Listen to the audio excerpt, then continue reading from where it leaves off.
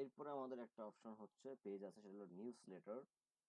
পাবলিকেশনের নিচে আছে, সেটা কিন্তু আপনি ক্লিক করেন। এইখানে সেম ভাবে কলামগুলো শো হচ্ছে, একটা টাইটেল এবং একটা সামারি, এবং রিড মোডে ক্লিক করলে এটা ডিটেলস দেখা যাবে।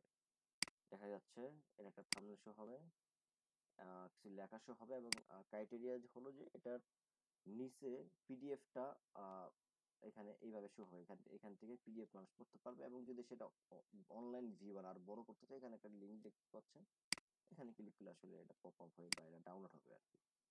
এটা হচ্ছে সিস্টেম। তো এটা কিভাবে হবে, এটাও সেম প্রসেস বাকিগুলো যেভাবে করা হয়েছে আর কি।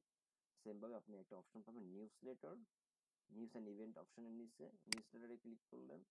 ক্লিক করার পরে আপনি যেই নিউজ লেটারটা আপনি অ্যাড করতে চান, আমি জাস্ট টেস্ট না করে বা জাস্ট আপনাকে ভিতরে ঢুকিয়ে দেখাই যে এইখানে টাইটেল দিতে হবে, সাব টাইটেল হবে যে কোনটা, যেটা আপনার নিউজ লেটারের টাইটেলের নিচে শো করবে, যেমন highlight from January to March 2022, এইটা শো হবে এইটা।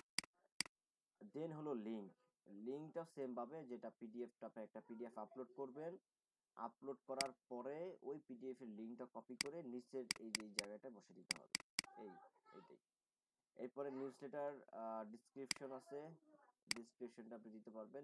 ফিচার ইমেজ আছে, ফিচার ইমেজ দিয়ে যে সেম ভাবে পাবলিশ করলে এইটাও একইভাবে এইটার এইখানে অটোমেটিক্যালি চলে আসবে, একদম সেম টু অন্যান্য গুলোর মতো।